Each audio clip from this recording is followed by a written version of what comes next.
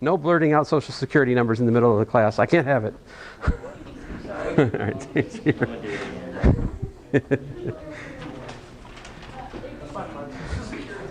So what is it, 8675309? What is it? No. Let's see here. All right, so,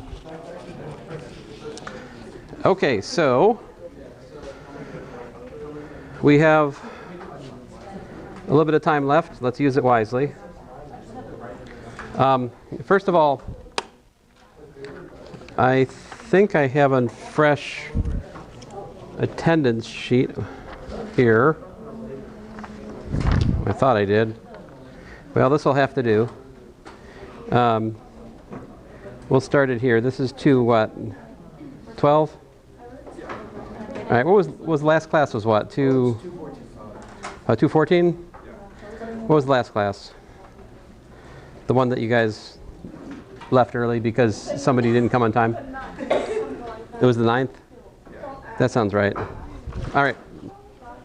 Here's the attendance sheet. If you came to any part of that, including the part where I wasn't here and you left, just check that box, okay? All right. Yes, oh, I do have the petition, but I'm, lazy. So,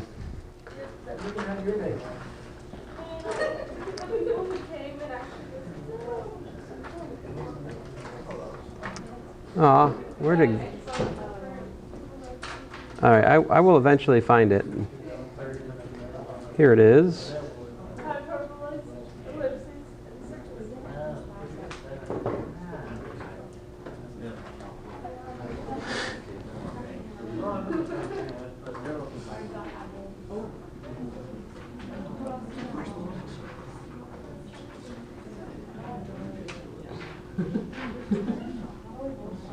What? Why is it doing that? This stupid computer.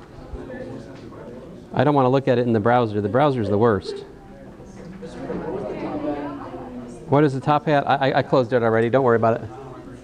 Okay, so. Ahem. Let us talk about the quiz. So first of all, problem 1. It's kind of already factored for you, right? Pretty much. The one wrinkle is that this 2x minus 7 we have to think through. When could that be 0? Well, 2x minus 7 is equal to 0 implies 2x is equal to 7, which means x is equal to 7 halves, which is about 3.5. All right? I mean, it is 3.5. It's not about 3.5.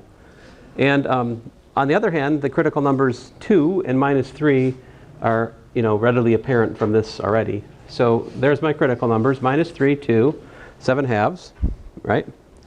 And then I put my pluses and minuses in. The way I did it was I thought, okay, if I put a really big number in that's definitely positive, that gives me pluses over here. They're all linear, which means I flip the sign each time. So I go plus to minus, minus to plus to minus, like that. I'm solving less than or equal to 0, so I need either over here or in there, which is minus infinity to minus 3. I include the minus 3, or 2 to 7 halves. Again, they're both included. Why are they included?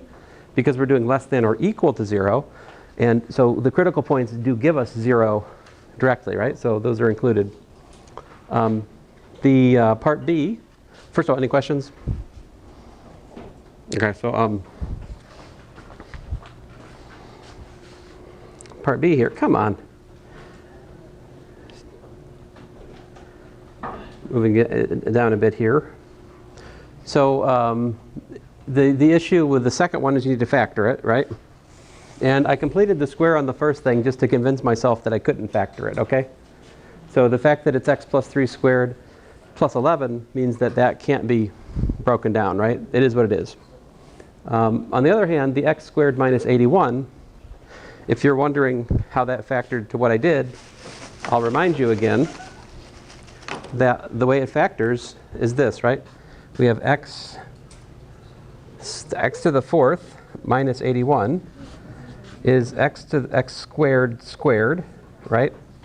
Minus 9 squared, which is x squared plus 9 times x squared minus 9, which is x squared plus 9 times x plus 3 times x minus 3. I really need the talking to stop in here. If you don't have a question for me, you shouldn't be talking right now.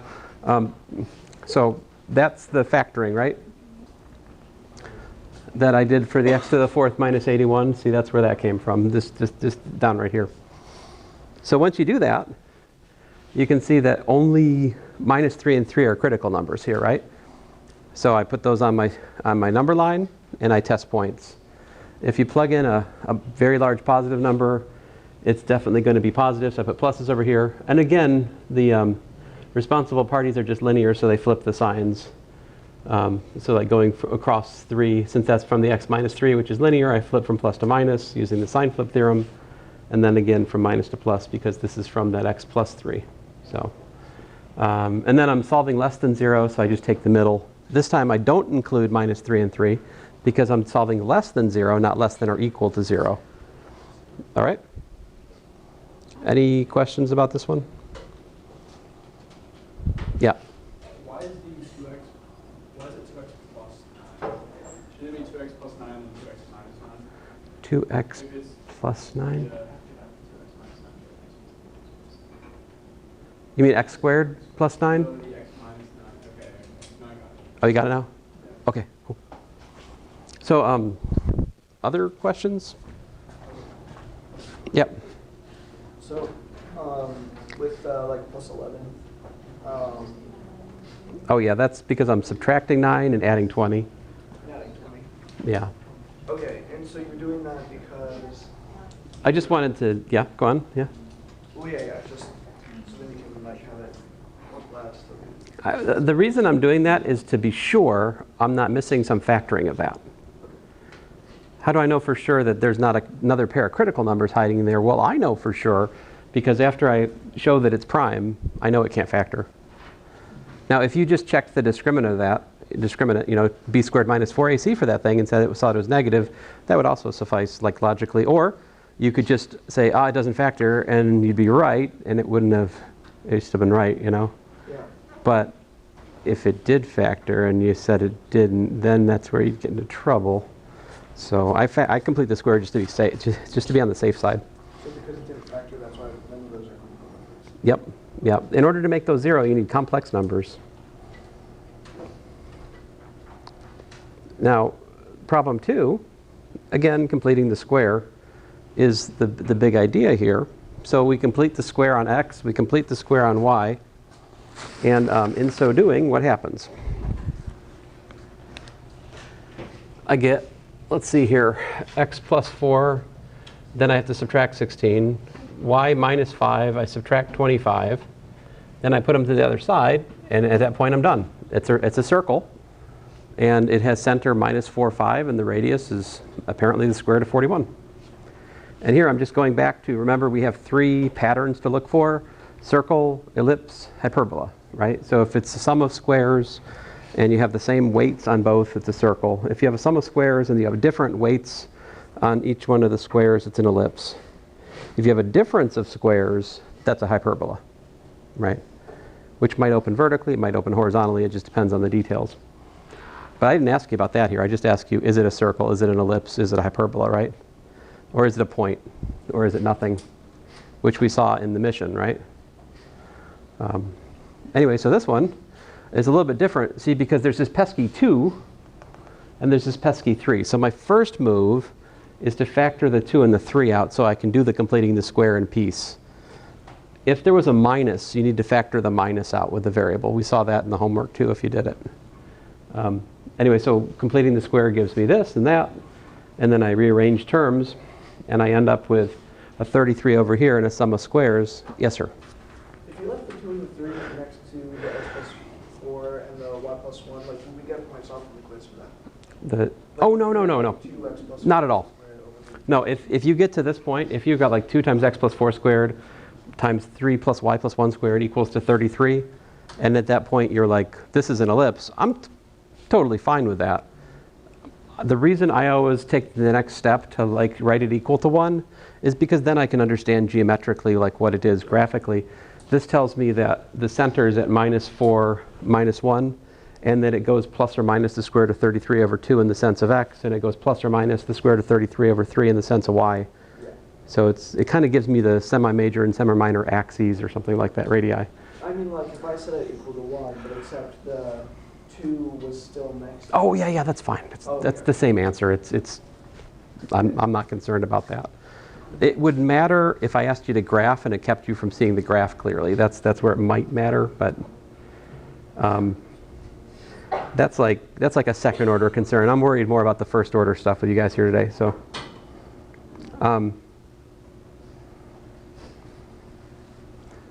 then here we have 2 equations and 2 unknowns, but now they're nonlinear equations, right? But we can solve them the same way with elimination, right? So you add the equations, and then the y squareds cancel, and you get 2x squared equals to 5, which we can solve to give plus or minus root 5 over 2. Then if I plug that solution into here, and by the way, notice that the easy way to plug it in is not to go to the answer here, but just to go back a step, right? X squared is 5 halves. So I can literally plug 5 halves right into there, which is what I do.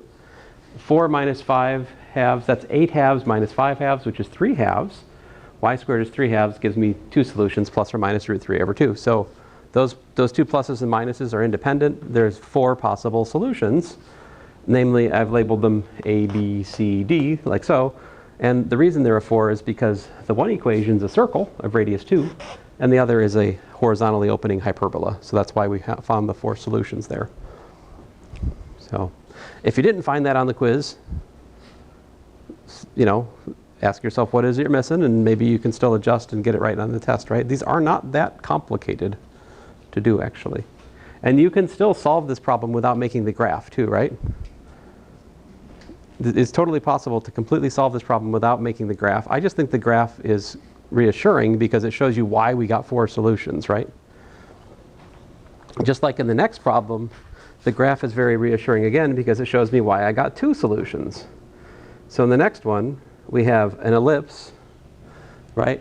And I rewrote it this way so that I could clearly see that my A, quote unquote, is 2 and my B is 1, telling me that I'm going plus or minus 2 in the x direction and plus or minus 1 in the y direction. So like that's a picture of the ellipse. X equals to 1 is a vertical line and it intersects at these 2 points, which we find from just plugging x equals to 1 into this equation, which gives me, of course, y squared is 3/4 and square root property plus or minus root 3 over 4. So my 2 solutions are what? Just 1 comma root 3 over 4 and 1 comma minus root 3 over 4. Of course, you can simplify the square root of 4 to 2 and write it this way if you want. If you didn't write it that way, full credit still. I'm not like too picky about that kind of simplification on answers in here at the moment. That's it. So. And there's also how much extra credit here built in? 20%, right? So I got like 30.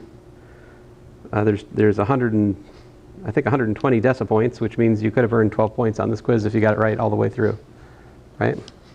On the flip side of things, that means that if you got it 50% wrong, you still got a 60%, right? Because 6 out of 10 is 60%. And also in the big scheme of things, you've lost 4 points, which is not great, right? But it's not also the end of the world either, because that's 4 points of 1,000. You can still make an A, I think.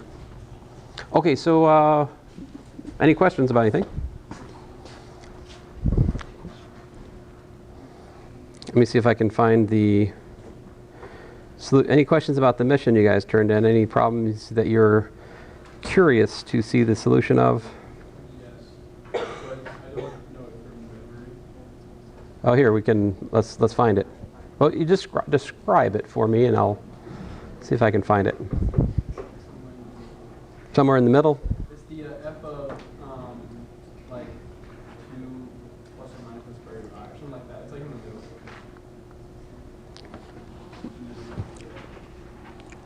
Let's see here. The f of, One of the f of problems. yeah, the one in the middle.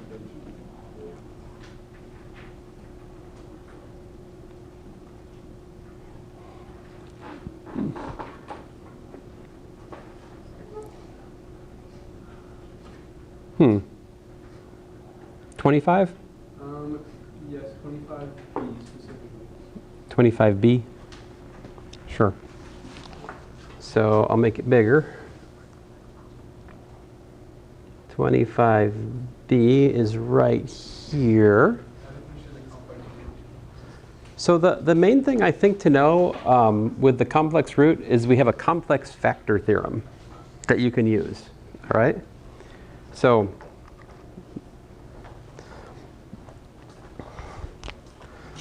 for example, if I have C equal to, right on the other side here. If I have C equal to, oh, I don't know, minus 2 plus, say, 7i. All right, if I know that I have f of that, a polynomial f of that equal to 0, then the theorem that I derived the other day says the following. This means that there is, in fact, a x plus 2 squared plus 49 factor. The reason for that is that if you have this, you also have this.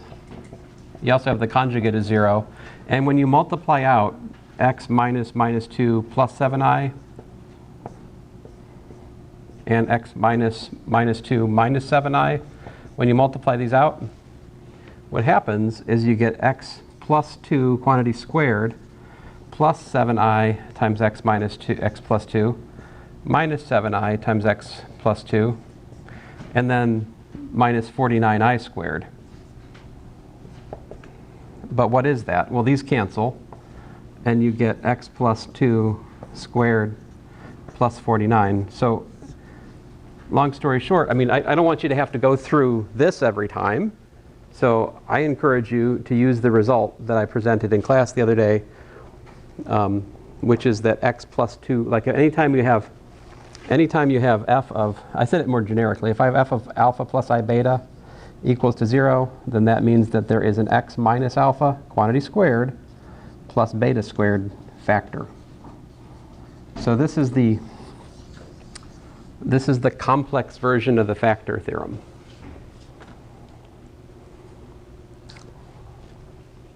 That's what I'm using here. So I have minus 2 plus I root 3. So that means I have my alpha is minus 2, my beta is root 3. And so that gives me an x plus 2 squared plus 3 as a factor.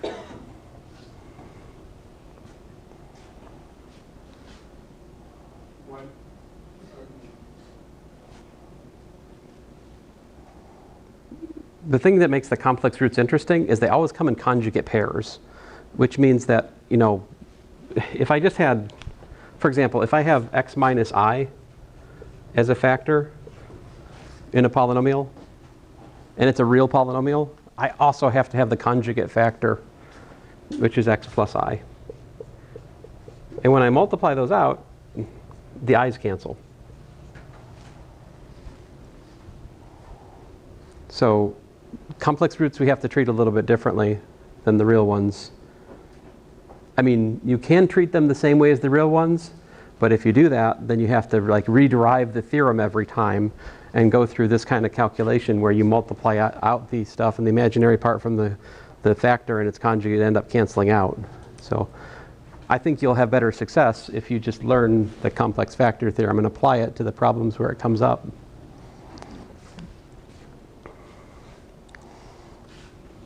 Somebody had a question? No? Oh, no, it's me. Yeah. And then like this one is easier than like the one up there is kind of a pain, right? Knowing f of minus 3 is 0, that peels off a quadratic, which is still kind of a pain to factor out. Like as we talked about in class, we figured out the x squared and the minus 34, those are easy enough to see, but figuring out that the middle term b was minus 15, that takes some figuring, right? I have to work out the algebra like I'm showing you here.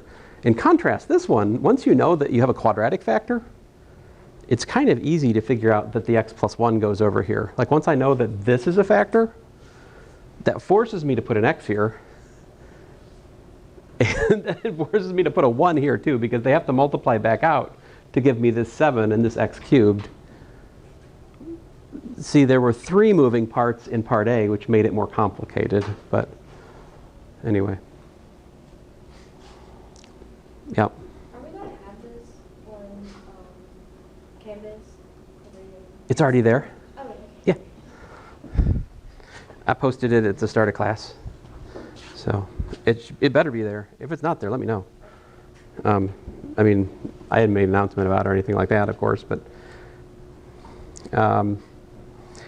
let's see here. So any other questions you guys want to look at? Should we just start at the beginning, maybe? Let's do that. Yeah. Can we look at there was one of the solving polynomial questions, like one of the parts of the solving polynomial questions. Was 26. Yeah, 26, and I think it was like one of the lower ones. Yeah, like I found D. You found D was confusing a little bit? Okay. Let's see here. So for part D, part D is, it would be easy to get lost in part D, right? It would be very easy to get lost in part D. I think D is a reasonably friendly homework question, but on the other hand, D would be what I would classify as a problem of, it might be a jerk move to put D on a test, because like to do it and not spend an inordinate amount of time on it, you have to do it the way I did it. And if you just multiply things out, you probably won't see the forest for the trees. I mean, you'll be lost, right? Because what you probably did was just multiply this out, right? And then put all the terms on one side, and you're just like, what do I do with this? This is some monstrous cubic equation. I have no sense of how to factor it, right? So the trick here, and it is a trick, is to resist the temptation to multiply it out and to notice that you have a common factor already, namely x squared plus 3x minus 4. And over here it's got a minus, but it's the same thing, right? So factor the minus out. And so what I did is I subtracted it to the other side, and then I multiplied the minus through to get me x plus 8, in fact, times that. And then it's already factored, you're done. So, but full confession, this is an unfriendly test question. If I want to separate my A's from my A pluses, I put this on there, you know? But we don't give A pluses here, so there's no joy in it. Anyway. I don't really need the A plus. The A plus students can still work. It's the A minus that would be helpful to me, because there's a subclass of students who are like, I've got my A about 90% through the semester, and then they check out. That's what the A minus is for. You can get them to keep working the rest of the time. But anyway, some of you are just like, I just want to pass. So what is the, what advice do I have for passing? Well, I mean, first of all, invent a time machine. Second of all, go back 2 weeks and then start working on the homework that you didn't complete to turn in today. That would be my first advice. Go back in time and do the homework that you didn't do. But since you can't do that, what should you do? Well, redouble your efforts before Thursday to whatever problems that you skipped. Like, you need to understand those, because understanding those is how you're going to do well on the test or not, right? Like, you need to understand the problems on the mission. I will use the mission essentially to, guide my creation of the test, okay? That's why I give you this mission, is to help you. It is a pretest in some sense. How many questions? Enough. So, like how many questions on the test? I don't know. Sadly, this is not the computer I have old tests on, so I can't just pick one up. But I think my college algebra tests are usually like 4 or 5 pages, something like that. So probably about, I would say roughly speaking, 4 quizzes worth of material, give or take. I mean, I want to make sure I test everything we've gone over. I mean, things that will be on the test, completing the square will be on the test, right? Obviously. Factoring will be there. Solving inequalities using the number line will be there.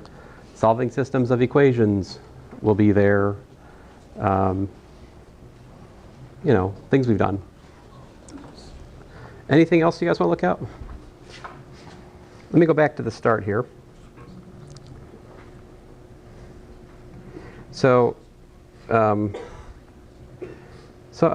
know, hopefully we all got these ones, right? But this one will throw you for a loop sometimes, right? The key here is to know your enemy. What's your enemy? Math? Did you say math? Hey, math is not your enemy. Math is your friend. Yeah, your enemy is fractions. That's right. So how do you kill fractions? Multiply by the least common multiple, right? Or just multiply by the multiple. Multiply all your denominators, multiply by that number, it'll get rid of them all. So I do that, then that changes, I swaps it out for a whole number problem, which then we can solve without so much trouble. What are the things you need to know about lines? What are the things you need to know about lines? If I want a parallel line, I want what? Same slope. If I want a perpendicular line, I want negative reciprocal slope to the one that is given, right? What's the equation of a line that goes through 1, 2 with slope 3? M equals 3, goes through the point 1, 2. What's its equation? Anyone tell me? Quick, out with it. Y equals what? 2 plus what?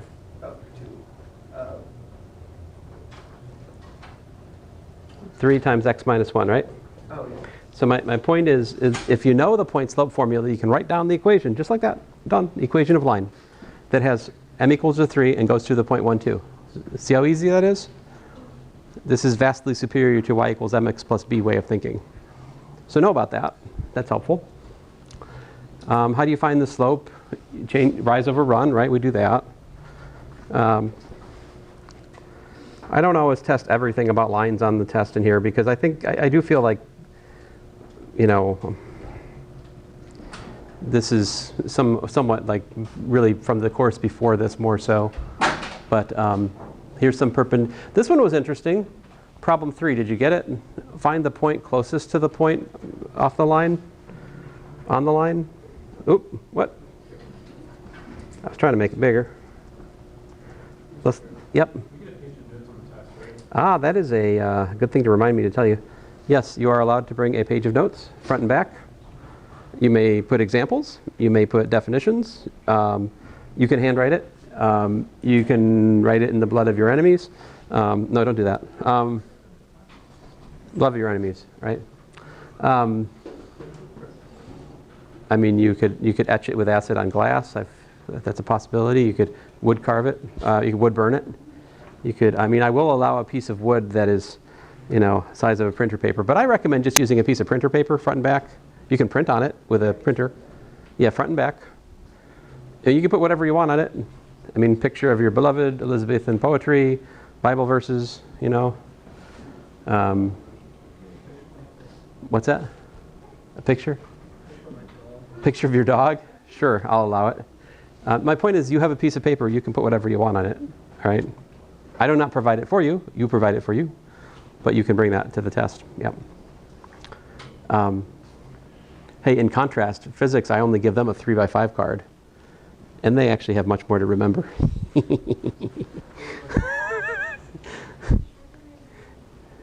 know, I'm much nicer to you guys. Okay, so this one, to find the closest point to the line y equals 3x plus 2, the way to do that is to find the perpendicular line that goes through 4, 5, and wherever that intersects the line, that finds the closest point. So this is, I think this is one of the most challenging problems in the whole homework, right? But it's about lines. This is an interesting problem. So, all right, but inequalities, how do you solve inequalities? Isolate x if you've got a linear one, right? If you have a compound inequality, You may or may not be able to solve it all at once. Sometimes you have to separate, sort of divide and conquer, right? Because this notation is a way of expressing two inequalities at once, right? This is a way of saying I have both 3x plus 1 less than 4x plus 7, and I have 4x plus 7 less than or equal to 9 minus x at the same time, right? And then you can solve those separately. You get this, you get that, put it together, you got that. So there's that one. Absolute value equations should typically give you two solutions, right? I mean, I think, if I remember right, they can either give you two solutions, one solution, or no solutions at all, right? Here's one with no solutions. If I have absolute value of 3x cubed minus 17 over x equals to minus 10, the answer is no. There are no solutions to that. Absolute value can't be minus 10, so don't need to think more about it. Absolute value is non-negative. That, to quote my community college professor, dog will not hunt. Graph, absolute value function, that's not on the test. I'll just tell you that for you. You don't have to graph absolute value on this test. All right? But it would be helpful to you to understand inequalities involving absolute value. That is true. This you should understand for sure. I almost always test absolute value inequality on the test, first test in here. So there are two kinds of problems with absolute value. There's absolute value less than something, right? In that case, we do minus 1 less than the absolute value, x minus, the x minus 2 inside the absolute value, less than 1. So less than, we wrap with the minus and the plus of the thing before and after, right? But greater than is a completely different story. See, greater than 1, we either have to have x minus 2 less than minus 1 or x minus 2 greater than 1. We get these two logically distinct cases, which gives us a union of intervals for our answer. All right? So be aware the very big difference between C and D. You need to be able to handle both scenarios. So make sure you have that separate in your mind, and maybe an example on your formula sheet just to, jog your memory, something like that maybe. So like this one, I have 2x plus 3 greater than 8 absolute value, right? So that means I either do less than minus 8 or greater than 8. And I still have to solve it because 2x plus 3 is not, I have to isolate the x and so forth, right? Solving systems, I hope this is going to be a strong point for you guys. If you have to solve two equations and two unknowns, we have two methods, right? Either elimination or substitution. Elimination is when we add or subtract the equations, right? Substitution is when we solve for one variable and plug it into the other. Either method usually is pretty good for two equations, two unknowns. You can understand two equations and two unknowns in terms of lines. Two equations and two unknowns, linear equations and linear unknowns, corresponds to graphs of two lines. If they intersect at a unique point, that means that the corresponding system has a unique solution. If they don't intersect anywhere, that means that the corresponding system has no solutions. If they intersect everywhere, it means that you're looking at the same silly line written as an equation two different ways. So then you have infinitely many solutions. Those are the three cases: unique solution, no solutions, or infinitely many solutions. That's all that can happen for two equations and two unknowns in the linear sense. Three equations and three unknowns is a hassle, but you can do it, right? You got to have a strategy.